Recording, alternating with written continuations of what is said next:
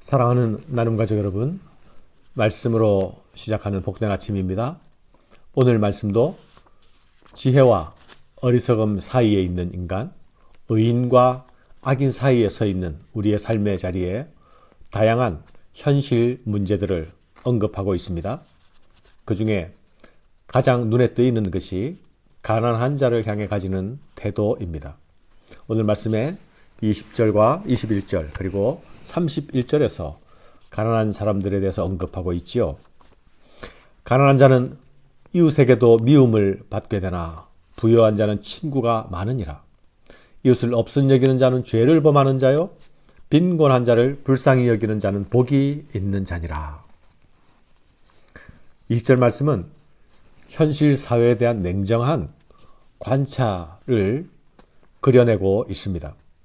바로 부자와 가난한 자에 대한 관찰이지요. 사람 사는 세상을 가만히 관찰해 보니까 가난한 자와 부자를 대하는 태도가 서로 대비되고 있더라는 것입니다. 그것은 미움받는 사람과 사랑받는 사람으로 대비가 되더라는 것입니다.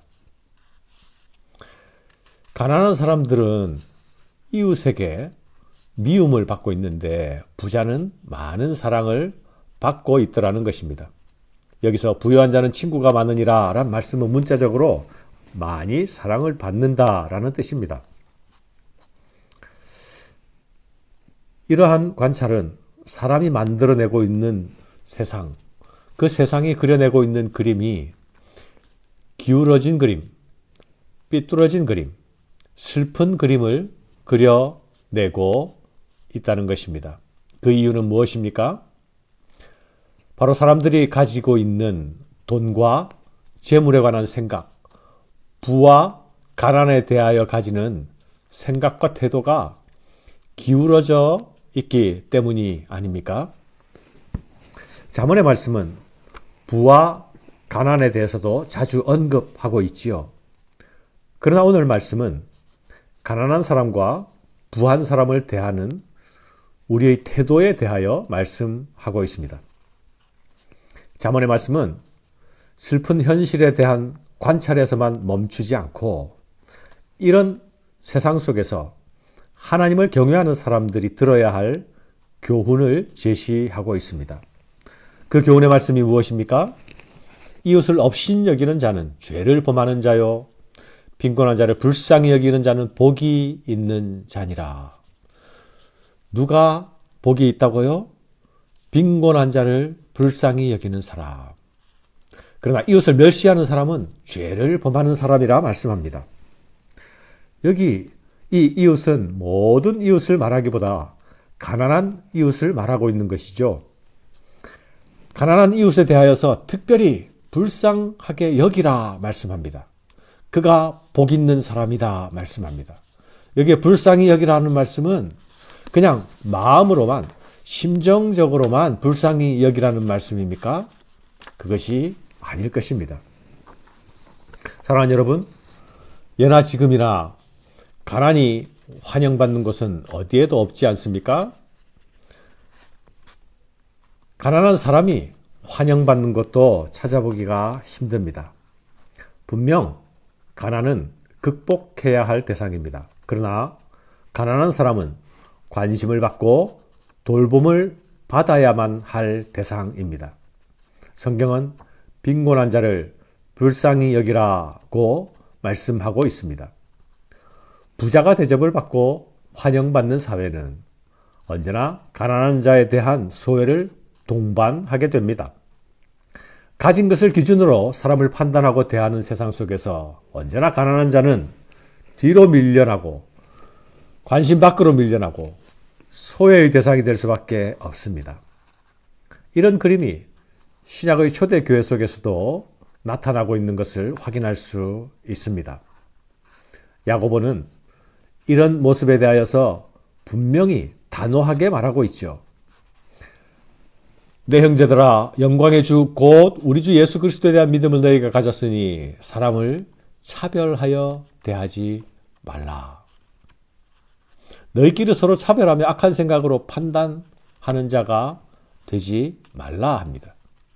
만일 너희가 회당에 금가락지를 끼고 아름다운 옷을 입은 사람이 들어오고 또 남루한 옷을 입은 가난한 사람들이 들어올 때에 너희가 아름다운 옷을 입은 자를 눈여겨보고 말하되 여기 좋은 자리에 앉으소서 하고 또 가난한 사람들에게 말하되 너는 거기 서 있든지 내 발등상에 앉으라 하면 되겠느냐?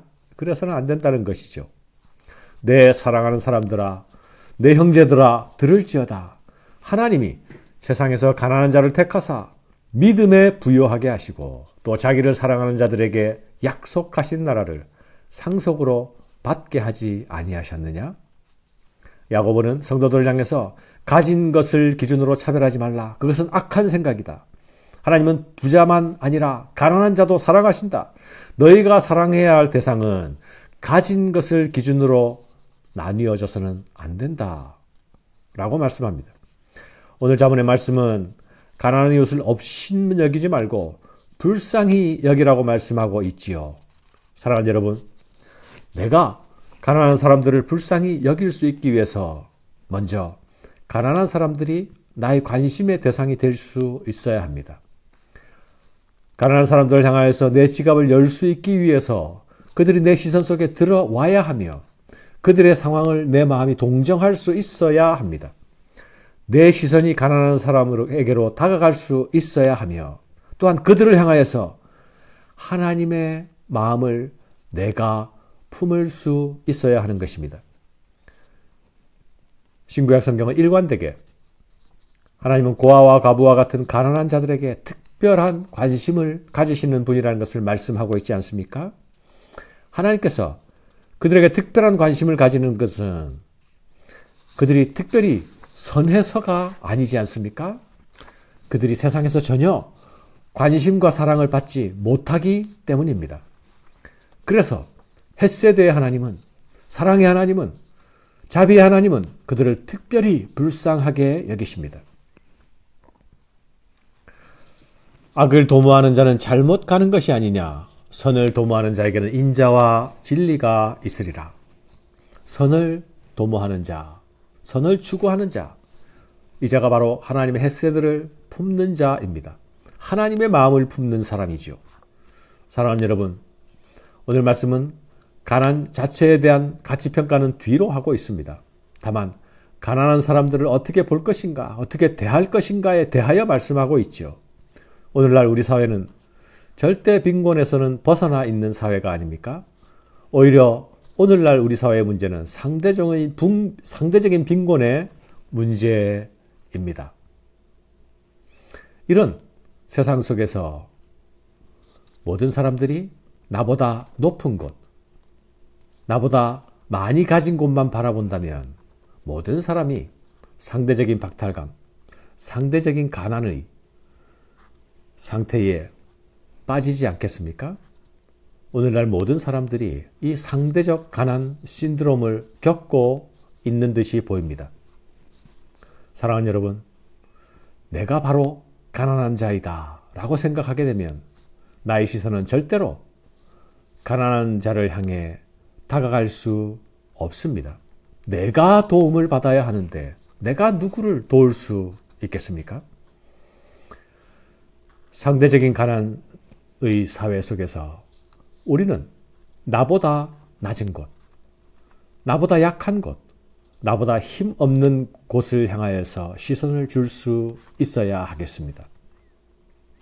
사랑하는 여러분, 우리는 먼저 가진 것을 척도로 사람을 대하는 태도에서 벗어날 수 있어야 합니다. 더 나아가서 가지지 못한 사람들을 향해서 세상이 가지지 않는 시선을 줄 수 있어야 하겠습니다. 가난하거나 부하거나 관계없이 사람을 하나님의 사랑의 대상으로 보는 시선이 우리에게 필요합니다. 가난한 사람을 학대하는 자는 그를 지으신 이를 멸시하는 자요. 공평한, 궁핍한 사람을 불쌍히 여기는 자는 주를 공경하는 자니라.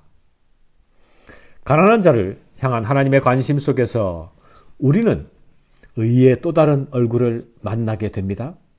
그것은 바로 가난한 자를 불쌍히 대하는 우리의 얼굴들입니다. 이 얼굴이 여호와를 경외하는 사람들에게서 나타나고 그려져야 합니다. 그것이 영광스러운 하나님 나라가 나타낼 모습이기도 합니다. 하나님 나라는 의와 공의로 가득 찬 나라가 아닙니까? 지혜로운 자는 이 의와 공의의 하나님 여호와를 경외하는 자입니다. 지혜로운 자는 스스로의 소유에 얽매이지 않으면서 동시에 소유의 정도로 다른 사람을 판단하거나 대하지 않는 사람입니다. 지혜로운 자는 오히려 가난한 자, 가지지 못한 자를 향해서 특별한 관심을 가지는 사람입니다. 특별한 행동을 하는 사람입니다. 특별히 지갑을 열 수 있는 사람입니다. 그를 통해서 사랑의 하나님의 얼굴이 나타나고 그를 통해서 하나님의 의가 세상 속에서 드러나게 될 것입니다. 오늘 하루도 세상 속에서 이 얼굴을 드러내는 하나님의 사람들이 되시기를 바랍니다. 감사합니다.